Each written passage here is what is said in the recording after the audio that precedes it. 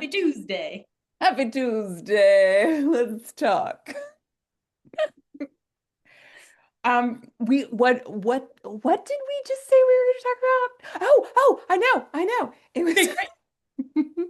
I got nervous. We hit the button and I was like, oh God. Um, we are going to talk about, I'm going to put it this way. What to do when your dreams are small. Ooh. How do you feel about that? I uh am of two minds about it. Mhm. Yeah. Because part of me is like, yeah. And part of me is like, oh, I don't know. When I like visualize my life and where it's headed, it's pretty big. Mhm. And well, actually, okay, so I'll start real quick with actually that's like a conversation my coach and I have had, and it took me a really long time to so this is what I'll say about that. That I would say it is not that my dreams are small.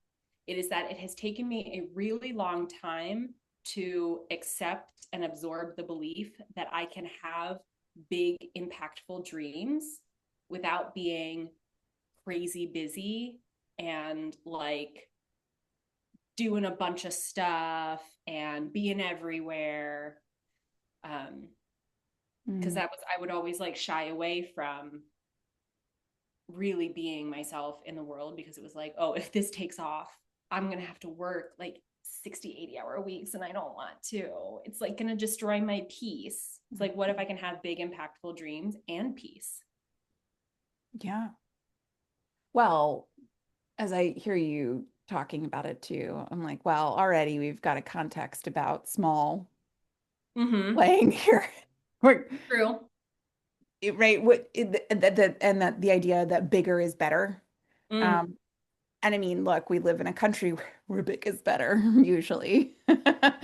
Um, but the idea that I think what I'm talking about is that um, we don't necessarily have to have dreams that are far off places, that are hard to get to, that are going to take, as you talk about, 60 to 80 hours working a week and pushing ourselves to the limit and falling apart and, almost getting there, right? Maybe that is somebody's uh, goal or journey that they Mm. need and want to take. But I'm more so pointing to the dream of something that is actually attainable and that feels good and that feels authentic and really resonates. And I think sometimes it's almost easier to vision that far off place, be like, oh, what if it could be like, I keep getting targeted marketed things that are like, coaches, if you're not making 100K a month, then you are not doing it right. I'm like, I don't look, not that I don't want to make a hundred thousand Right. dollars a I'm month. not going to like kick it That's out of bed not for what eating my crackers, yeah, but it's not what my goal is, man. Like, yeah. not even close to what I want. I don't, I'm not leaving money on the table, right? Like, come on. I don't, that's not my definition of success. Right. And in fact, my definition of success for me and what I want right now is much more attainable. However, it's also I think it's hard it's right now it's being harder for me because it's like small tweaks and adjustments rather than big sweeping, you've got to do this or you've got to do that, and so now it's like fine tuning, and I relate to that as difficult right now, Mm, you yeah. know? Yeah. I don't know what else to say about it. Well, I want to I feel like I have been kind of talking around the thing and I'll just like say Mm, the thing that brought us into this conversation, which is that I was saying that my like I don't have this draw towards like creating a company and like having this like big, like again, big. Okay. So yeah, now I'm going to hear it everywhere. But like, I don't have this when I like sit down and visualize my really ideal, lovely future. It's not about like being the CEO of a company that like does a thing. It's I want to make the money that I want to make and that supports my family, and I want to have the schedule that I want to have. And I have really spent a lot of time. I was like hustle culture to the max for a really long time. Like I have three sisters.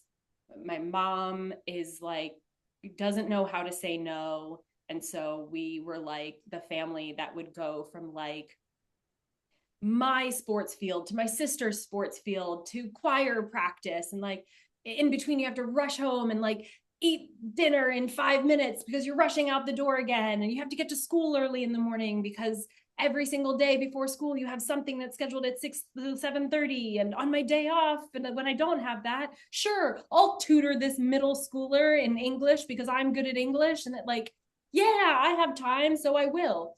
And it took me so long to shed that story that unless I was going all the time, achieving, saying yes to the things, doing things because I can, because I'm an oppressive human being. I don't, not only do I not need that, but I actually don't like that. Mm-hmm. I like a much slower pace of life. I'm an introvert. This shocks people all the time because I do things like this, and they're like, "You must be an extrovert," and I'm like, "Nope, I'm outgoing. I'm energetic." And after I've done that for about an hour and a half, I need to go sit in the dark with a book or a TV show. Otherwise, I collapse. Mm-hmm. Um, so this is a very long-winded way of saying that I have done a lot of work over the last 8 to 10 years to build out a schedule that just feels super aligned with how I want my life to go. I like working in the 2 to 4 hours a day, 4 to 5 days a week. I'm an entrepreneur, so I get to take off whenever I want. Not whenever I want.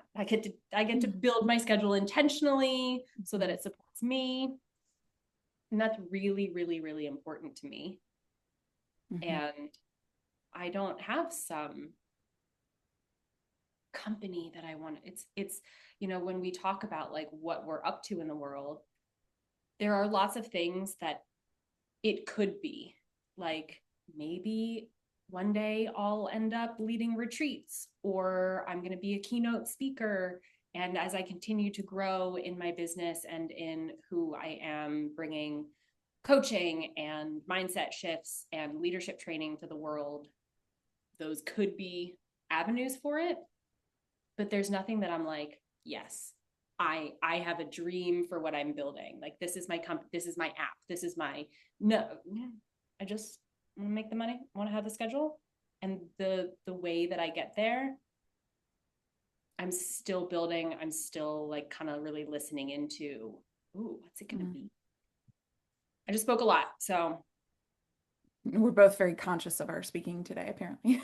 But um, so it had me think about the living in the present of it all and noticing that I think that's something that plays into this is living in the present is something that really plays into this because I tend to want to future cast and then live there and then use mm, that to motivate me and pull me forward towards it. And so, and I think that busy, right, it leads to a fast pace. I too, I used to live in this identity of I like being busy. I mm-hmm. don't know who I am if I'm not busy and doing 50 million things. Well, I'm starting to find out. And it's uncomfortable. I will say it's uncomfortable because I spent a lot of years being busy and I'm finding to, am I, what's my value if I'm not doing all of these things and here for all of these people and um And literally, what would I do with my time? if I Mhm. didn't have my therapist and I have been talking about this, where I'm like, Mhm. yeah, but like if I stopped working, like literally what would I do? How would I fill that time? She was like, the point is to not fill the time. I'm like, yeah, but then But there's what time. with, yeah, right. I hate being bored. I have not changed that relationship yet of me and my boredom. It's like it seems boring to me. And I don't have a lot of patience when it comes to building something. I like the busy and don't necessarily want to slow down. And to your point, I've found places to fill my time.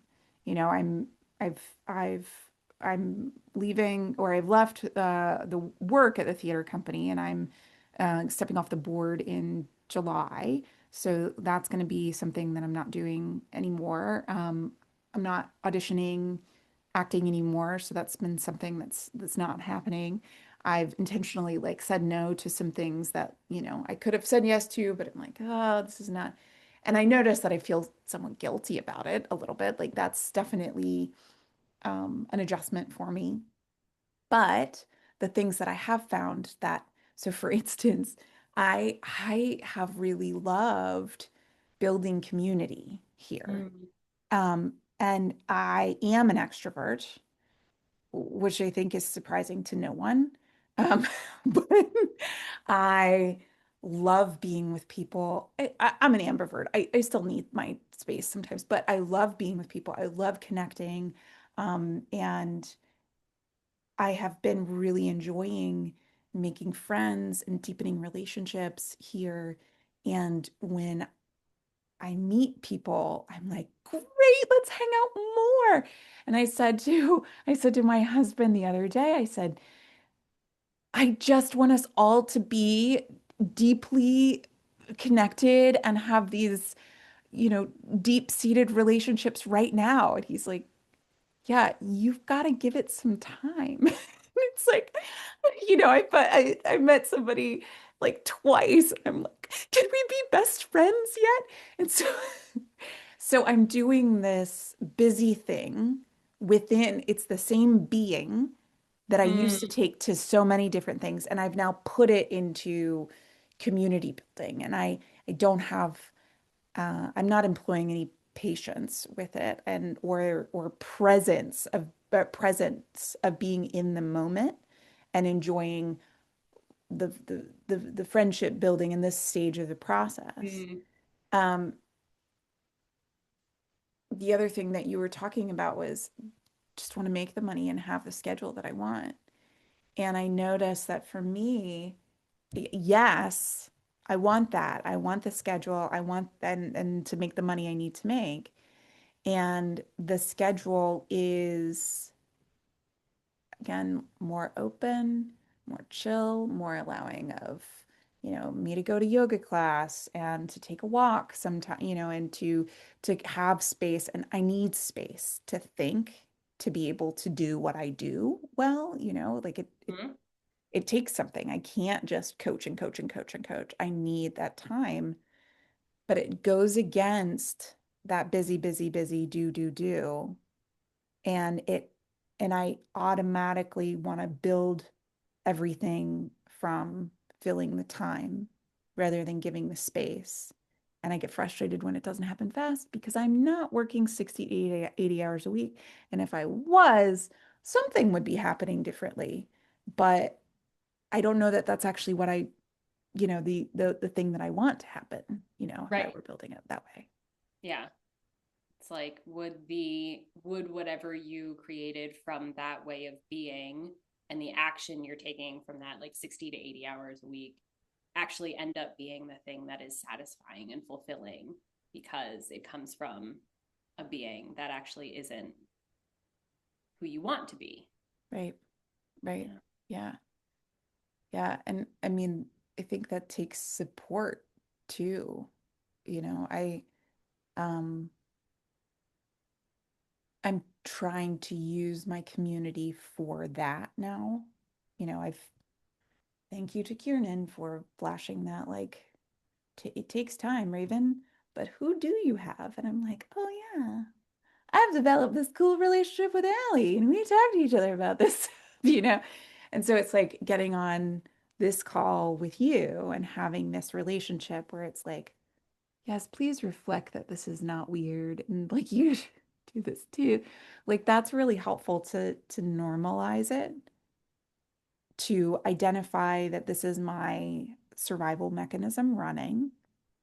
And exactly what you said, do I want the business that's built from the being of hustle, or do I want the business that's being built from the being of vacation, is what I'm calling Mm. that being. Oh, Um, 52-week vacation. mhm, mhm. Like that. Yeah. And I noticed that I'm already relating to it differently. Like I'm enjoying so much more of the business development, the learning, even in what I'm doing. I'm like eating it up in a way that is very different than how I've done it before. And I think it's because most of the stuff is now aligned. Mm-hmm, And I'm hmm. coming at it from a place um, of authenticity and clear intention of what I want to do with it. Yeah, I'm really glad you said that because one of the spaces, like I feel like I'm kind of in one of those like liminal transition spaces right Mhm. now. And there I have a very strong sense that there is something defined that is next for me. So I had this like, oh, like I don't really know or care what it is, Mhm. which is not to say that I won't know and care what it is in 6 hours or tomorrow or next month. And one of the things that I'm practicing is not assuming that, like, oh, well, if I just keep in this, like, keep taking aligned baby step action in this transition space, perhaps in 5 to 10 years, I'll know. It's like maybe next month or maybe next week. I just, and it takes an enormous amount of trust not to be like, no, I have to choose something. I have to be working towards something. And to just be like, I am working towards something. And it's okay that I'm not 100% clear what that thing is, because I trust that in time, I will be clear and I will be choosing it. And there's this element of part of this transition space. I've done, I can't remember if I've mentioned it in these, the recorded parts of these calls, but we've been doing, I've been bringing a lot of video game metaphors to my coaching calls, which is hilarious because my coach does not game. She's like, I don't know. I know just enough to kind of follow along, but you seem like you know what you're talking about, and that's all that matters. And so I have this really strong sense that I'm leveling up, that I am like, that whatever is on the horizon for me, whatever is next, is a new level for me. And currently, like my HP and my XP are where they need to be in order to take this on. And so, like, cool, time to grind a little bit, time to like go out and just be taking aligned action. And in our last call that we had, I think last week, I identified that it's like part of that is learning what it's time to let go of. That, like, for my fellow D&D folk out there, like, I can't be leveling up as a bard and a rogue and a fighter and a wizard and a paladin all at one time. I mean, I could, but like, first of all, I'm not gonna be able to do as much as if I just focused. And second of all, the the world doesn't need somebody who's just kind of like a messy 5 things. It's like, what are the things that I really have the sense that I'm going to need in this next level, and like focus there. Mhm. Mhm. So As you said that, my internal um, busy person and jack of all trades, if you will, went, well, wait, but what do I have to choose? Can't I be good at all five of those things? And immediately I was like, the coach came right out of it and be like, what makes you think that you need to be? have Like, you had what's yeah underneath that? I'm on a balance board right now. And I Oh, just good love for you. it. Good for Um, you. yeah, Yeah. that's part of addressing the busy is like, how can I feed two birds with one stone? Hmm. Um, Yeah, sorry, that plays. I interrupted. No, no. But also, the other thing that struck me about what you said was having the having the experience points in the health to be that you need right now. And I think that that's a lot of it too. it- there's a lot in that of being where you need to be and trusting that this moment is it. Like this is you're exactly where you're supposed to be right now. And you could make another decision next in the next moment Mhm. and tomorrow and next year. And even the baby steps, I get frustrated with baby steps. It sounds like you like to tiptoe along a little bit. Love baby Yeah. steps. Oh, I mean, look, this says a lot about what kind of parent I am. My kid, I was like, let's go. Let's crawl. Let's walk. I would get in the floor with her and be like, I'm gonna teach you how to crawl. Let go of her hands so that she would take those steps. I was so impatient. And she's fine. She's great. And but I I get frustrated with them and I think, will I ever start to, how long is it going to take to baby step my way there? Will I get there in 2 years? I want to be there faster than 2 years. And I think being in the present is, yes, you're taking this today, and I will trust that when I'm ready to take a bigger step, I will. When I can see what the hell that bigger step is, because that's part of it too, is I don't necessarily know what to take, Hmm. or I can see, oh, I'm going to give you a metaphor about my life right now, but that's I our whole yard, right? Spring, everything's starting to bloom. It's great. We're working on the tree house in the yard, and I'm out in the yard all the time and looking at, oh, how do I want to make this better? And how do I want to, what do I want to plant? And we've got this tree house now. What if we did like some more playgroundy stuff? But like I want it to be like a ropes course essentially. Like I don't want to buy stuff. I want to like cut it into the hill. So I'm gonna do it the harder way, but whatever. But I've got all these big ideas. And listen, I hate gardening. Hate it. Like I'm not good at it, but I am identifying which trees I want, what plant I'm looking at, what plants are deer resistant. And I don't even mean just like deer resistant. I mean like super deer resistant because they will eat them here. And Hmm. I'm going, okay, and I want this bench and I want this thing. And I don't know how to do this stuff. Like it has to be my husband that does it. And so we were talking about that.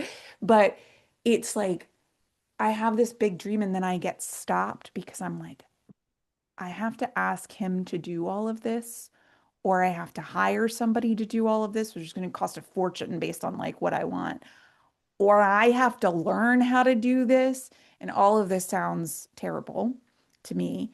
And it's like, you know what, Raven? Take it a day at a time. One day, look up these plants. I want a Japanese maple.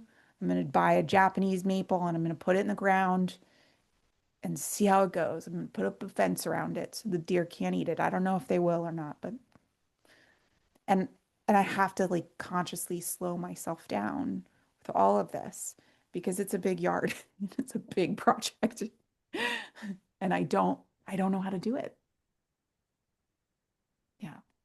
Yeah, I think that that's so relatable. Just like this idea of like, it's so big and I don't know, or it's going to cost too much, or nobody's going to be willing to help me the way that I need help. So we stop.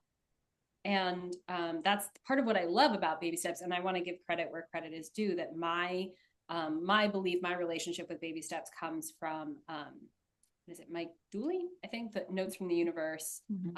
and that whole kind of ethos and metaphysical teaching. This idea that He calls them the cursed hows, that we Mhm. get stopped by the cursed hows. And he's like, you don't need to know how. You need to program your end destination in your GPS. So, this gorgeous yard that you can see and you can imagine. And then it's not your job to get to the end, it's your job to take one step, one baby step, and another baby step. And to trust that by taking action in the direction of your dreams, avenues are going to be opened up to you that you couldn't have even imagined to come in and to help you and to partner with you. And it is the act of taking action that allows that to happen. And there will be hows that you could never, ever have pictured from where you were standing on day one. But you have to keep taking action, because that is what communicates energetically, like, yes, I'm ready for this. Yes, I said I want this, and I mean that I want this, and I am committed to this. And I'm so committed that I'm going to take a step. Thank you so much for reflecting that. I did my Dooley's manifestation course a couple years ago, and it was so amazing. And I manifested this house from it. Yeah. Oh, yeah. Ooh, it's Oh, a great yeah. house, Venus. My like conditions of satisfaction were high. My conditions of satisfaction were high, and I got it. So it was really cool. But then I forgot about it. Mm-hmm, mm-hmm, mm-hmm. But again, it's what it's what you're saying. It's you put it out there and you don't know wh what's going to come up. I mean, however many minutes ago when we started talking, I had not remembered about that course and the dreaded hows and the cursed hows and the baby steps and I love that idea of the universe will meet you halfway. And we don't know what halfway is, so we've got to keep moving forward.